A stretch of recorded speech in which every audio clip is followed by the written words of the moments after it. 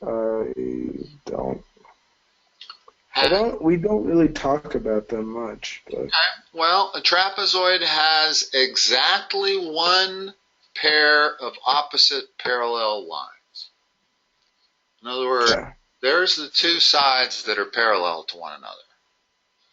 And the other two are not, because if the other two were parallel, we'd have a parallelogram. Okay. Okay, so that's what separates a trapezoid from a parallelogram or a rhombus or a square or a rectangle, is only two sides are parallel. Okay, now the area of a trapezoid, what's the area of a rectangle again? Rectangle is two parallels. Base times height. Okay. In other words, if I have a rectangle like that, the area is base times height. Okay? Yeah. Well, a trapezoid isn't that much different than a rectangle. So you can kind of think of it as base times height. The problem is we have two bases. We have base 1 and we have two bases there. The vertical height is this measurement right there, so that's h. But what would you think the area of the trapezoid should be?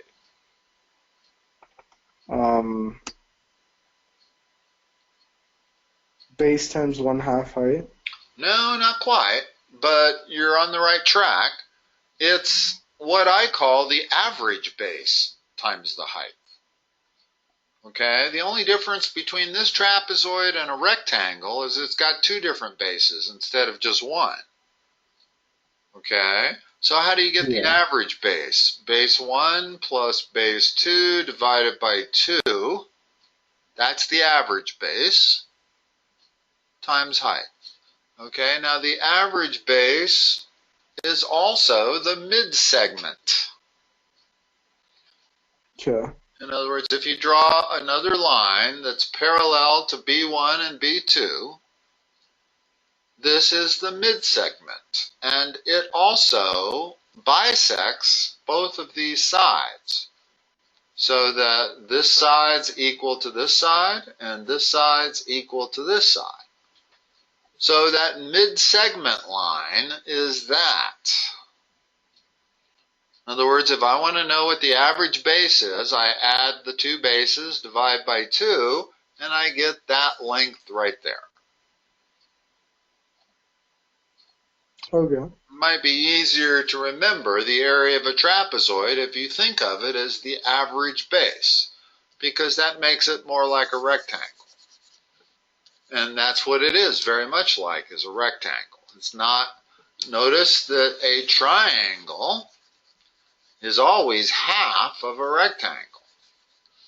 In other words, if I take a rectangle, I know that the area is base times height, but if I put a triangle in there, that triangle is clearly half the area of that rectangle. That's why the area of a triangle is 1/2 base times height. And it doesn't matter how I put that triangle in there. I could put it in there like that. It's still half of that rectangle. Or even like this. No matter how I fit a triangle into a rectangle, it's half of the area. Similar to a kite versus a rectangle. A kite is half of the area of a rectangle if you were to surround that kite with a rectangle.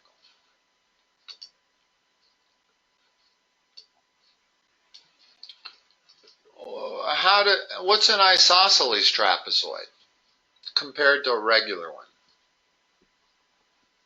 It has two even sides? Yeah, the two sides that are not parallel are congruent. In other words, if we look at this trapezoid here, here's our parallel sides, but this side is equal to that side, so in that respect it's like an isosceles triangle. And also, like a isosceles triangle, the opposite angles are equal. So whatever x is, that's also x. Whatever that is, that's also that. So that's y has got to be 121. And then to figure out x, you know the sum is 360, and we already have 242 of it. So we've got 118 to divide in half. So that's 59, that's 59. Okay. Looking at 12. They give us a trapezoid. They tell us the two bases are 23 and 30, and they tell us the perimeter. So what does x have to be? If the perimeter is 105. Well, you subtract 23 and 30 from 105, and then what you get, you divide by 2 to find x. All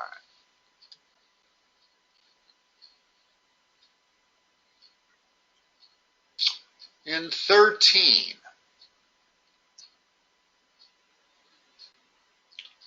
what's the measurement of angle E?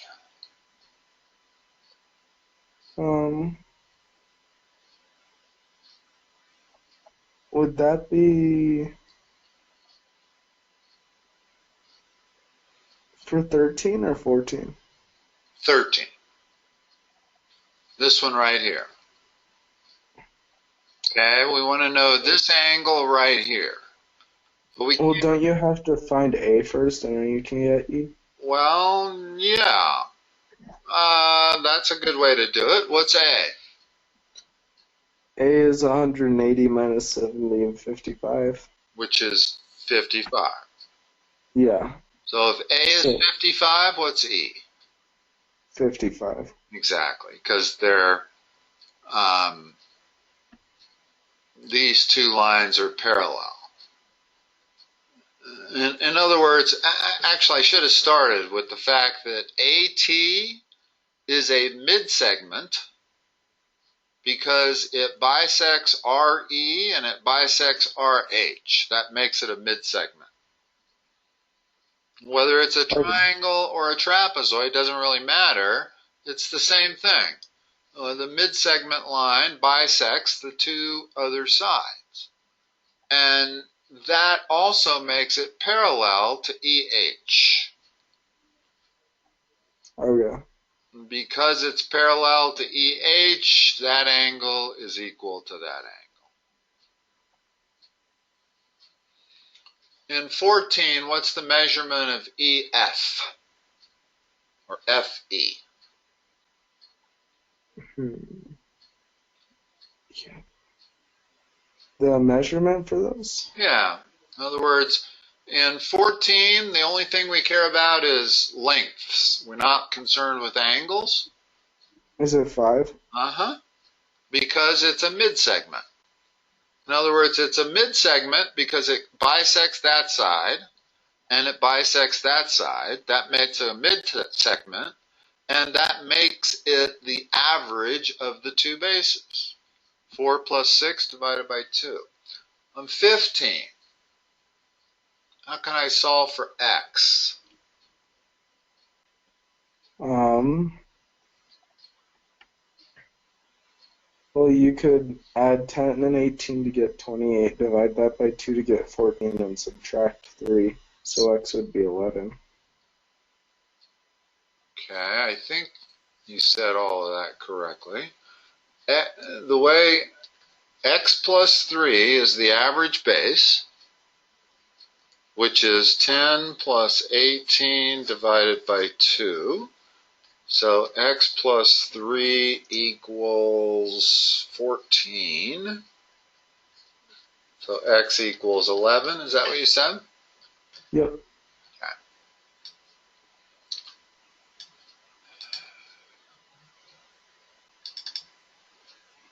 Hold on a second. I'm not sure this. Yeah, this is more traps. I do have some polygons.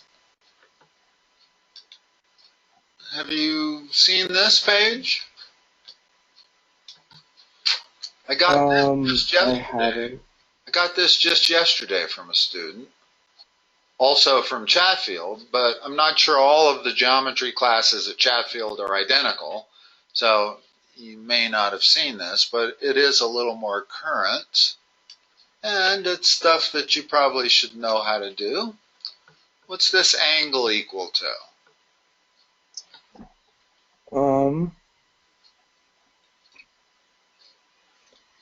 Well, first you have to find the angle before or in the middle. So you have to subtract 36 and 62 from 180. Okay, so that's 82. Oh yeah. So now And you then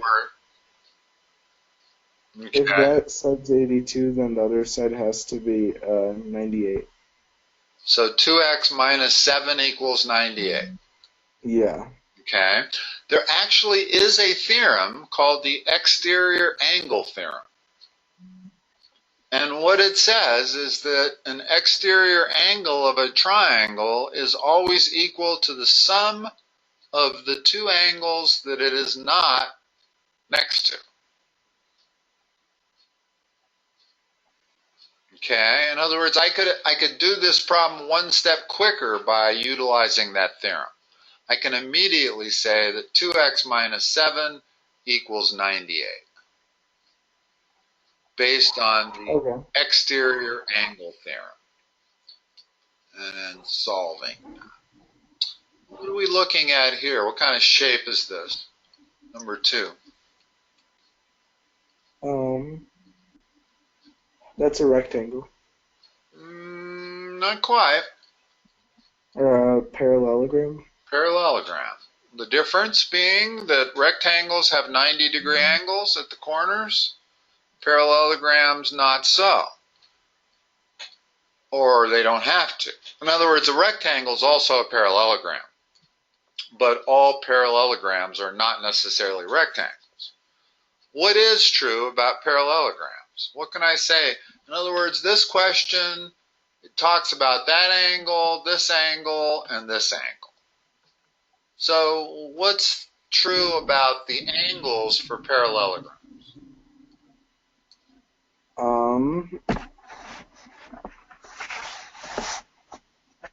Just look at it and try to think of what might be true. Rather than thumbing through your pages and trying to figure it out that way, I would rather try to figure out, yeah, there you go. Opposite angles are equal. That's an acute angle, that's an acute angle. That's an obtuse angle. That's an obtuse angle. So if there's any relationship going on, it has to be opposite angles are equal. What about adjacent angles? What's the relationship between this angle and this angle here? They equal 180 degrees. Right. So we have adjacent angles are supplementary, opposite angles are equal. So now this becomes a real easy problem to do. I just set 5x plus 7 equals 7x minus 13. Solve, come up with a value of x equal 10, and then 5x plus 7 plus y equals 180. And that allows me to solve for y.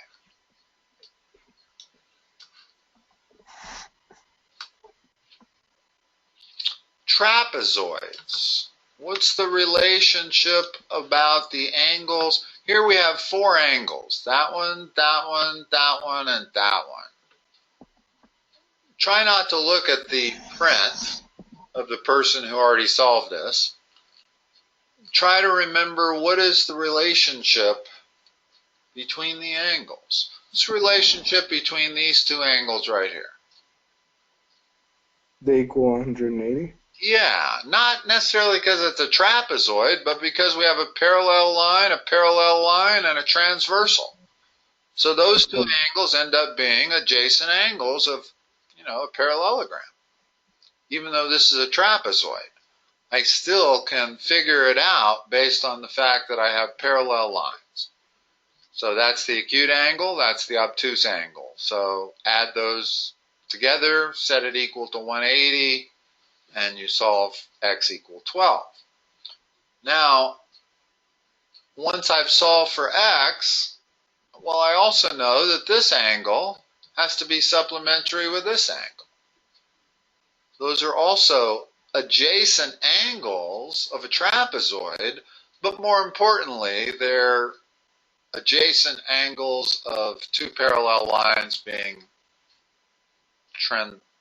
traversed by a transversal. Okay. Okay, so that's the best way to remember the rules of a parallelogram, or to remember the rules of parallel lines. What equation can I write here? This is a trapezoid with a mid-segment. The mid-segment is the bases added together divided by 2. Good. What do we have here? What is that? Hexagon? What kind of hexagon? A regular hexagon. Okay, regular meaning? Equal sides and angles. Good. And they show us that every side is equal, every angle is equal. What's the sum of the interior angles of a hexagon? They equal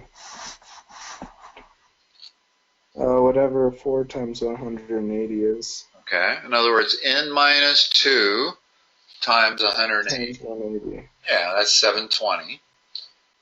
So what is each angle equal? 720 divided by 6. Which is 120. So each of these is 120. Okay, which allows us to solve for x. We just set this equal to 120.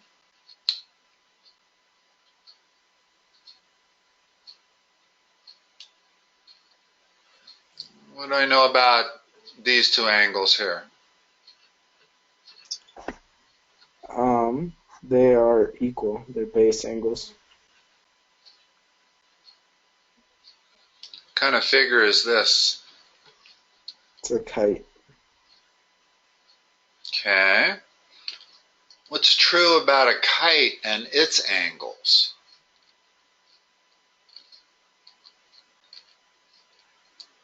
The two angles on the left and right are equal. Yeah, the angles from the short diagonal. In other words, if I were to put a diagonal this way and a diagonal that way, the two angles on the short diagonal are equal.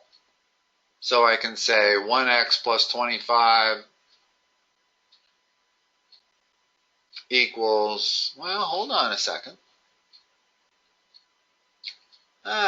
Notice what we have to do here. This problem is a little tricky, actually, of all the ones on this page. You have to solve for y first. The reason it's tricky is because y is a variable in this side length. It's a variable in this side length. And the same variable is in that angle. It's not very often that you find the same letter used in both side lengths and angles, because there's a big difference between an angle and a side length. So how do I solve for y based on this information?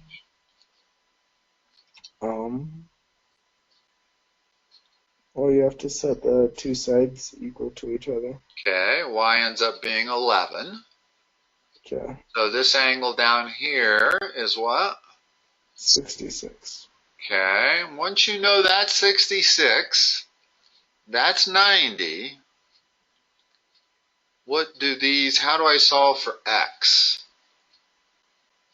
This angle is 1x plus 25, I think. I'm not sure if that's 1x or 11x. Maybe it's 11x plus 25.